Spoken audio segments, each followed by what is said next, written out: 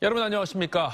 서천 특화시장 화재가 발생한 지 일주일이 다 돼가면서 지역 경제에도 후유증이 본격적으로 나타나고 있습니다.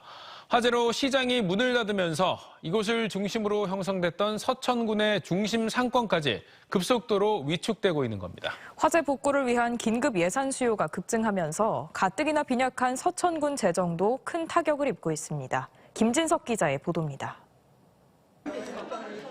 하루아침에 생계의 터전을 잃은 서천군 특화시장 상인들이 적십자사가 제공한 도시락으로 끼니를 때우고 있습니다.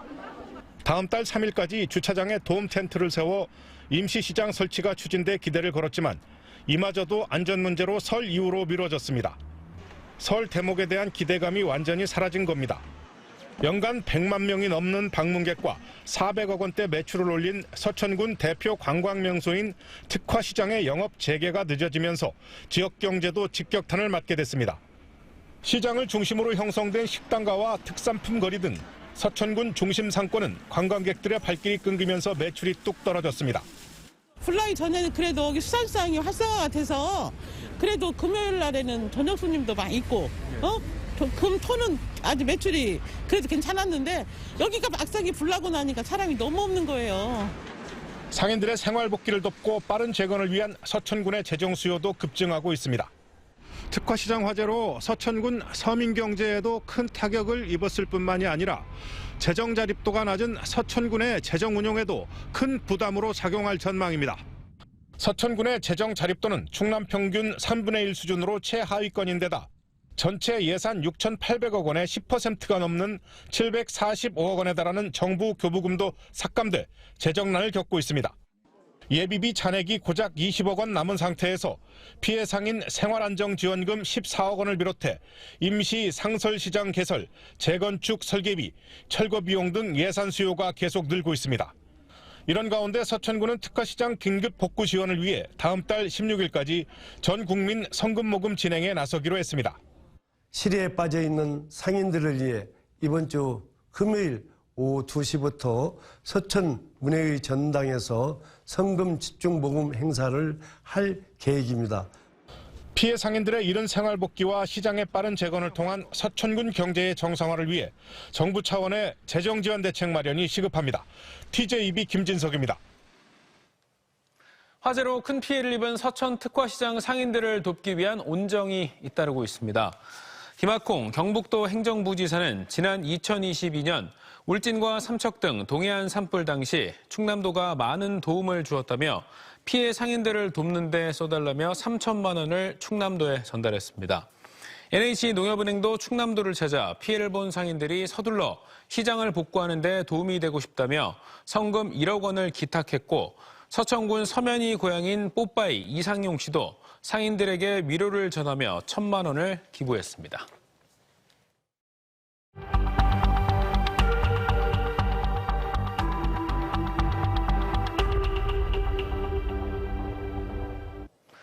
전국적으로 마약 사범이 끊이지 않으면서 마약이 우리 일상 깊숙이 파고들었다는 위기감이 커지고 있습니다. 때문에 변기나 욕조에서 내보낸 물이 모이는 하수 처리장을 추적해서라도 음성적인 마약 사용 실태를 적극적으로 파악해야 한다는 지적이 나오고 있는데요. 저희 TJB는 음성적인 마약 사용 실태를 한눈에 확인할 수 있는 마약 지도를 통해 문제점을 분석해보고 대안을 찾아보는 기획보도를 마련했습니다. 오늘은 첫 순서로 언론 최초로 제작된 마약 하수 지도 분석 결과를 김철진, 조혜영 기자가 이어서 보도해드립니다. 불법 의약품 5만여 정을 들여와 마약류를 공급한 중국 식료품 가게부터 고속버스 특송화물로 물건을 주고받으며 대전 지역 오프라인 필로폰 거래에 상당량을 공급한 일당까지 지난해 우리 지역에서도 마약 문제가 끊이지 않았습니다. 이는 수치로도 확인해 지난해 마약 사범은 역대 최다를 기록했습니다. 지난 2013년 373명이던 지역 마약 사범은 10년 만에 1,000여 명으로 3배가량 빠르게 늘었습니다. 지난해는 11월까지만의 기록으로도 이를 훌쩍 뛰어넘어 역대 최다를 기록한 겁니다. 정부가 마약과의 전쟁을 선포하며 대대적인 수사에 나서면서 검거 숫자가 커진 면도 있지만 현장에선 마약 자체가 우리 일상에 이미 깊숙이 퍼졌다는 목소리가 나옵니다. 마약 종류와 접촉 경로가 날로 진화하면서 마약 사범들의 나이가 점점 어려지고 다양해졌다는 겁니다. 불법적인 마약류뿐만 아니라 병원에서 합법적으로 처방되는 그런 향정신성 의약품까지 따진다면 지금 실제 이제 수치에다가 한 곱하기 100을 해야지 추정되는 실제 마약 사범의 수라고. 대대적인 마약 단속 건수 이면에 실제 마약 사용 인구를 면밀히 살펴야 할 이유가 여기 있습니다. 마약 사범 숫자로 전체 마약 사용 인구를 가늠하는 방법이 있는데 수면이 빙산의 모습으로 수면 아래 빙산의 크기를 추정하는 겁니다. 이에 따라 지난해 마약 사범 숫자를 관련된 연구 결과에 대입하면 전국 마약 사용 인구가 최대 70에서 125만 명에 이를 수 있다는 충격적인 결과가 나옵니다. 제가 연구한 그 암실 질적 연구에 따르면 28배를 분다면은 한 76만 정도 이렇게 예상이 될 수 있겠죠. 어떤 학자에 따라서는 50배도 보고 또. 다만 연구 결과별로 수치도 크게 다를 뿐 아니라 마약 범죄는 신고율이 무척 낮은 이른바 암수 범죄이기에 기존 방식만으론 한계가 있습니다. 우리나라는 이 마약에 대한 이미지가 굉장히 부정적이기 때문에 솔직한 자기 보고식 조사, 즉 솔직한 응답을 기대하기가 어려운 것이죠. 수면 아래 우리 사회에 숨겨진 마약의 실태를 파악할 필요성이 점점 더 커지고 있는데요. 방법은 생각보다 가까이 있습니다. 우리가 평소 쓰고 버리는 물인 하수를 추적하는 겁니다. TJB는 최근 3년간 하수 역학조사를 실시한 식약처의 자료를 바탕으로 전국 마약 지도를 만들었습니다. 투약한 마약은 소변 등을 통해 몸 밖으로 배출됩니다. 때문에 변기를 통해 버려진 물이 모이는 이 하수 처리장 물을 채집해 분석하면 남아있는 마약의 종류와 양을 확인할 수 있습니다. 실제 마약 투약량을 거꾸로 추적하는 하수 역학입니다. 지난 3년간 실시한 하수역학 마약 실태 조사 데이터를 활용해 TJB가 언론사 최초로 제작한 마약 지도입니다. 대전과 세종, 충남을 포함한 전국 34개 하수처리장에서 3년 연속 메트암페타민, 즉 필로폰이 모두 검출됐습니다. 인구 1000명당 하루 평균 사용량을 추정해보니 약 20mg 내외로 나타났는데 보통 필로폰 1회 투약량이 30mg인 점에 비춰보면 매일 1000명 중 1명은 필로폰을 투약한 셈입니다. 3년간 평균 필로폰 사용 추정량을 분석한 결과 이 접근성이 좋은 항만과 대도시 지역에 상대적으로 집중된 것을 확인할 수 있습니다. 부산과 울산, 인천 등 항만 지역의 3년간 평균 필로폰 사용 추정량은 다른 도시에 비해 2배 이상 높았고 부산과 인천, 대전 등 대도시 평균 역시 그 외 지역에 비해 2배 가까이 높았습니다. 불법 마약류 사용 추정량이 가장 높은 도시는 인천으로 나타났습니다. 필로폰을 기준으로 최근 3년간 인구 1000명당 인천에서 검출된 양은 50.82mg으로 가장 많았고 이어 경기와 경남, 부산과 서울 등의 순입니다. 실제 같은 기간 마약류 사범 현황을 살펴보면 인천과 경기가 31.5%, 서울이 24.1%로 전체 사범 중 55.6%가 수도권에 분포됐습니다. 하수를 기반으로 한 불법 마약류 사용 행태 검사가 실제 마약류 사범 현황과 밀접한 관계가 있음을 데이터를 통해 확인할 수 있습니다. 전국의 마약 검출량과 마약 사범수를 비교해 보았을 때 의미 있는 상관관계를 보여주고 있습니다. 앞으로 지속적인 모니터링을 통해서 각 지자체의 마약 예방 활동 대책 수립에 활용하면 좋을 것 같습니다. 엑스터시가 검출된 하수 처리장도 전체 34개 중 19개소에서 27개소로 해마다 증가세를 보인 가운데 대전의 경우 2021년부터 검출됐습니다. 대전과 세종, 충남의 3년치 검출량 평균 그래프를 분석하니 필로폰이 주를 이룹니다.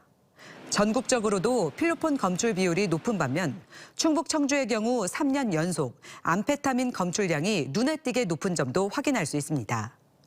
TJB 마약 지도는 식품의약품안전처가 2020년부터 매년 실시하고 있는 하수역학 기반 분석 데이터를 활용해 한남대학교 빅데이터 응용학과와 협업해 제작했으며 TJB 홈페이지에서 확인할 수 있습니다.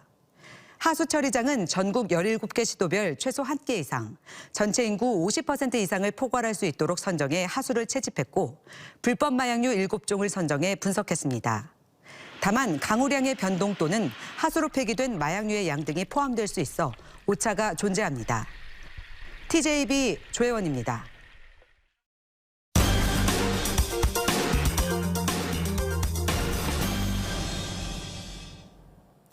더불어민주당 천안시 의원이 여성 동료 의원을 성추행했다는 의혹이 제기돼 논란이 일고 있습니다.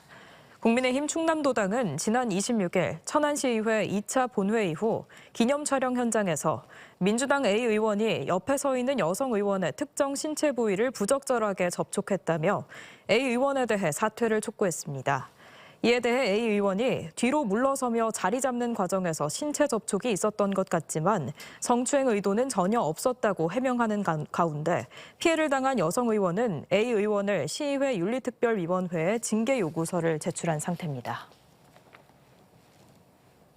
세종시 북악면에 있는 콘티넨탈 오토모티브 일렉트로닉스 노조 등 노동단체가 노동자의 작업 중지권을 보호하는 파기환송심 판결을 촉구했습니다.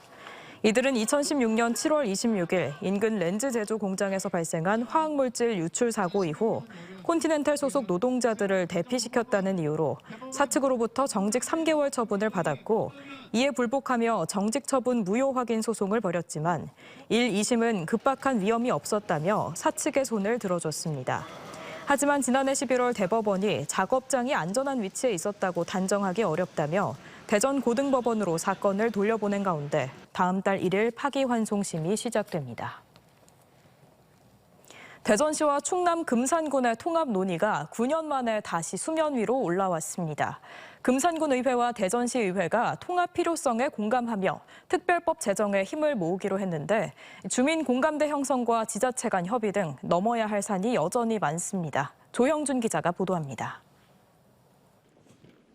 금산군 의회 김기훈 의장을 비롯한 군의원 7명이 대전시 의회를 찾았습니다. 최근 금산군 의회에서 대전과 금산을 통합하는 내용을 골자로 하는 행정구역 변경 건의안이 의원 7명 전원 찬성으로 통과된 것과 관련해 대전시 의회에 협력을 요청하기 위해서입니다. 의회는 건의안에 대전에 인접한 금산구는 대전시 금산구라는 말이 나올 정도로 대전 생활권이라며 저출산 고령화로 소멸 위기를 막기 위해 통합이 절실하다고 강조했습니다. 소멸되는 이것을 막기 위해서는 진짜 대전하고 편입돼서 대전에 많은 일을 할 수 있는 사람들을 금산을 유입하고 많은 사업들을 이런 산업단지 이런 것들을 유치해야 된다. 대전시의회도 금산군 의회 건의안에 적극 호응하겠다고 화답했습니다. 금산과 통합이 대전시 부족한 산단 용지 문제 해결과 관광 인프라 확충에 도움이 될 것이라며 다만 금산 군민들의 의견이 가장 중요하다고 강조했습니다. 금산군이 우리 대전시로 편입되면은 산업 용지가 그쪽에 많이 해소가 될 것 같다. 그것도 대전시에 큰 힘이 될 것 같고요. 관광 쪽에도 그렇습니다. 대전시와 금산군 통합 논의는 지난 2014년과 2016년 각각 금산군 의회와 대전시 의회에서 행정구역 변경 건의안을 채택한 바 있지만 주민 반대로 무산된 바 있습니다. 하지만 지방의회끼리 통합을 위한 특별법 제정에 힘을 모으기로 하면서 이번에는 통합 논의의 급물살을 탈 수 있을지 주목됩니다. 다만 주민 공감대 형성과 지자체 간 협의를 비롯해 발의된 법률안이 국회 문턱을 넘기까지는 오랜 시간이 소요될 전망입니다.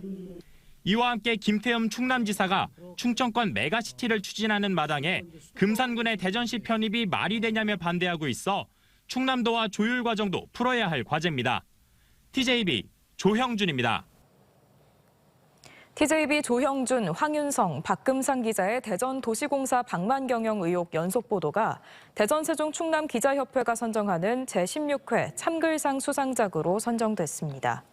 협회는 TJB 보도가 지역 공기업의 외유성 해외 출장 실태와 업무 추진비 방만 사용을 비롯해 이를 제보한 내부 고발자에 대한 부당 해고 의혹 등을 집중적으로 보도해 지역사회 감시자의 역할에 충실했다고 평가했습니다.